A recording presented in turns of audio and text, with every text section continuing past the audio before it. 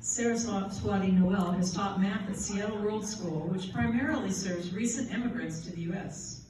Currently working on her PhD in math ed at UW Seattle, she is passionate about immigrant rights and committed to diversifying educational materials so all voices contribute to public pedagogy. Saraswati is most proud of being Western Washington University's two-time defending champion of the jalapeno eating contest.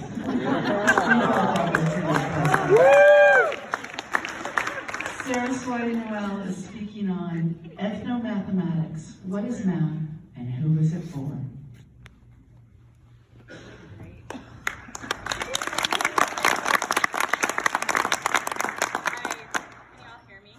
No. Is it on? Oh, things you need to learn. Okay, now? No? Wait, try it. A second? There. Oh, yeah, okay. So I just learned that there's a thing called a starter slide when you're doing a night toss, so that like you don't have to play catch up. I learned that 10 minutes ago, so I'm just gonna have to go. So I want to start by recognizing that we are on Puyallup and Puget Sound Salish territories and pay respect to the indigenous ancestors and people who continue to allow us to use this emotional, spiritual, and physical space to learn from and with each other. So to get started, I want you to spend about 30 seconds or 2 Ignite slides thinking about this question. What is the relationship between mathematics, culture, race, gender? Write it in time.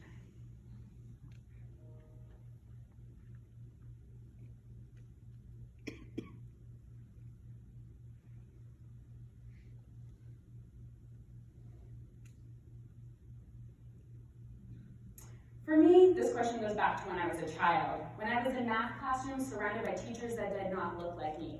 Math problems that didn't represent the lived realities of my family, my community, my culture. Who was married? Why did she want to spend all of her money on hot dogs? Why wouldn't she buy just how many she needed? Why were all the problems I was solving focused on consumerism, competition, and context that felt so foreign? You see, despite the long-held belief that math is neutral, apolitical, and a universal language, math is political. It is inherently part of our culture, our stories, our world, our values.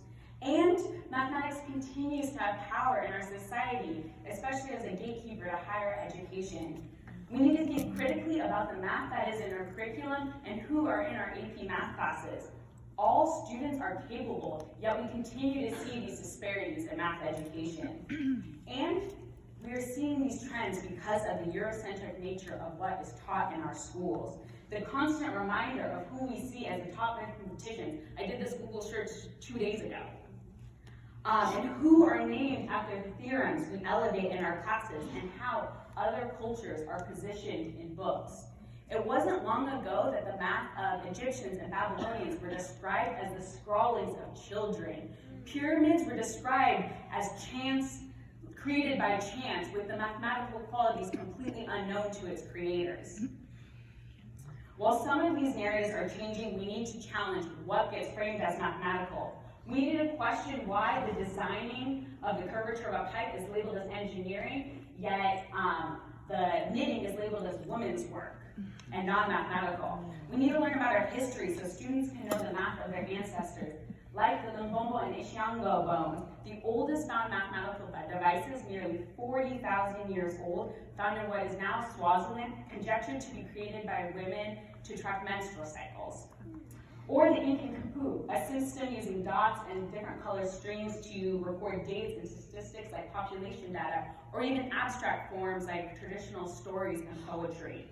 We need to learn about modern uses of mathematics, like the Yupik, indigenous Arctic people who are using body proportions to make personalized tools, fishnets, and shelters, people who are working with their elders to create curriculum that centers their mathematical knowledge. For me, this means learning about the kolam, a traditional art form in southern India done by my family and thousands of other women daily using rice. Kolam can be used to better understand graph theory, geometric tessellations, and other math.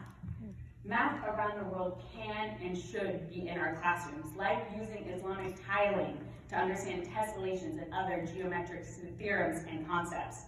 We can use Polynesian wayfinding, the use of hands to track and measure direction for navigational purposes.